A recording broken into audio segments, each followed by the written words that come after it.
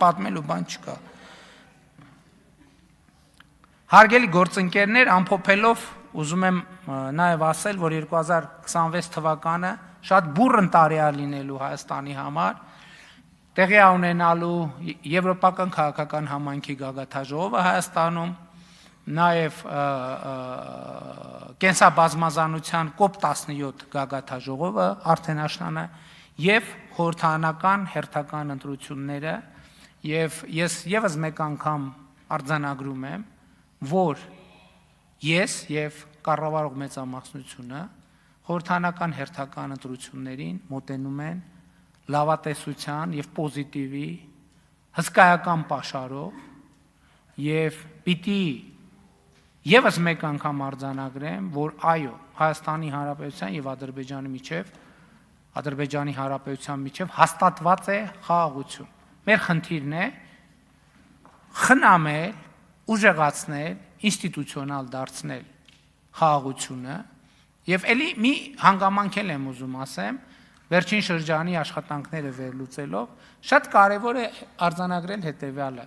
որ եթե շատ պայմանական ասեմ, Հայաստանի եւ Ադրբեջանի միջև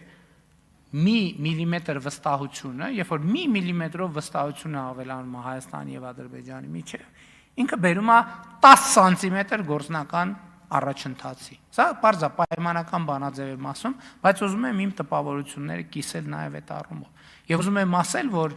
այսօր ես խաղաղության հեռանկարի վերաբերյալ շատ ավելի լավատես եմ, քան ասենք 2025 թվականի օգոստոսի 15-ին 20-ին, չնայած այդ պահին լավատես էի ավելի, քան նախկինում երբևէ եղել եմ լավատես։ Եվ հետևաբար մեր խնդիրը, այդ թվում 2026 թվականի, այո, տնտեսական, ես համաձայն եմ,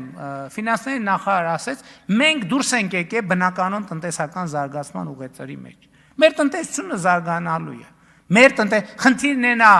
ավել թե պակաս տեմպերով։ Իմիջիայլոց նախորդող շրջանում մենք այս հարցն էլ մեզ սկսեցինք տանք։ Արդյոք լավ է, որ ինչպես տնտեսագետներն ասում են, մեր պոտենցիալից ավելի մեծ տեմպերով ենք աճում։ Ստեղել են խնդիրներ առաջանում, որովհետև գնաճային երևույթներ են գալիս եւ այլն եւ այդպես շարունակ։ Դրա համար կարող է, այս էլ հարց է, մենք պետք է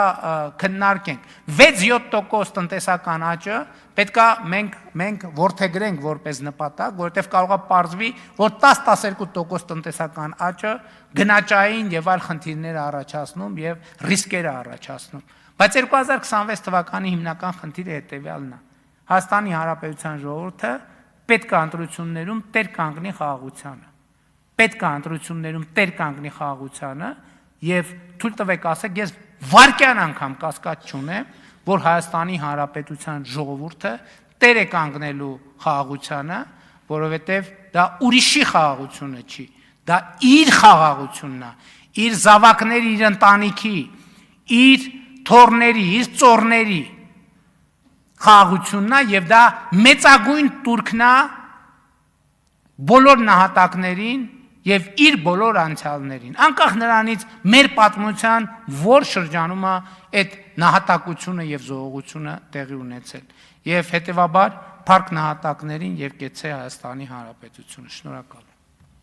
Շնորհակալություն մեծարգո պարոն վարչապետ։